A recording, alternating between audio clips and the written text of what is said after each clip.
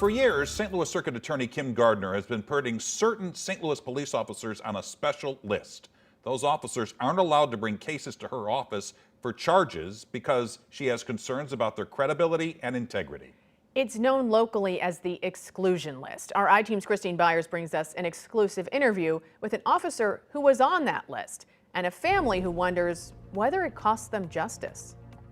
So it hurt me, and finally I got to a point where, like I said, I couldn't do my job anymore. Roger Murphy's 26-year career with the St. Louis Police Department didn't end how he wanted it to. I was going to stay another 4 years until I was 62. Instead, in 2019, Murphy, along with about 20 other officers, were added to St. Louis Circuit Attorney Kim Gardner's exclusion list. It happened 2 years after Murphy made these posts on Facebook. A group flagged them as part of a nationwide sweep looking for racist, sexist, and offensive content on police officers' social media. You can't apply on warrants. You can't have anything to do with any active cases. If the case comes in, you can't touch it. Murphy contacted the I-Team after we reported Gardner's office has a backlog of at least 4,000 cases. He says 7 of them are his. The last I checked, which was a couple days ago, those are still sitting there from 20 and 21. The exclusion list affected his other cases, too. Here we go. Nancy Cabala's brother, Larry Keck, was babies. murdered in 2018. He was 68 years old and was beaten to death.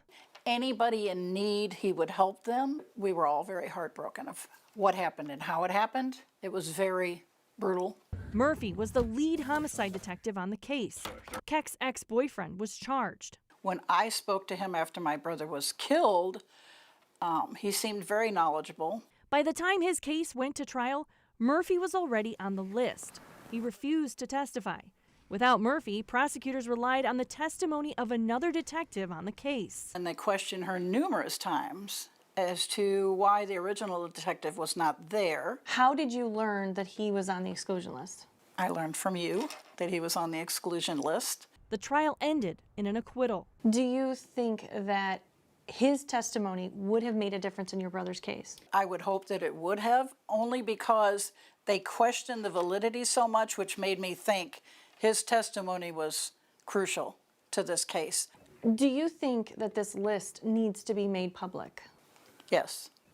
Why? And if I would have known going into this that he wasn't going to testify and it would have been a huge issue, then I would have questioned it. Maybe we could have delayed the trial. Maybe we could have done something else. Murphy agrees. I didn't do anything wrong. There's nothing illegal about it.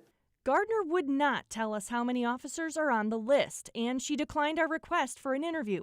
She sent a statement which read in part, "There are officers whose past behavior has proven them to be untrustworthy in criminal proceedings." Leaders here at the St. Louis Police Union think there's about 40 officers on this list, but they only know if an officer tells them. Murphy thinks there's more. When he was put on the list, then Chief John Hayden ordered him not to tell anyone. The guys wouldn't talk about it, for fear of retribution from the department. Do you regret making those Facebook posts? No, not one bit. She's the one hurting all these cases, not me. I chose to take a stand and go, I'm not going to testify for your office. Do you think about those families? Every day.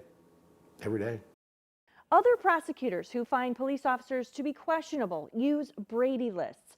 They are public, as are the reasons why officers are on them. To learn what St. Louis's new police chief, Robert Tracy, is doing to address Gardner's exclusion list, read my story on KSTK.com.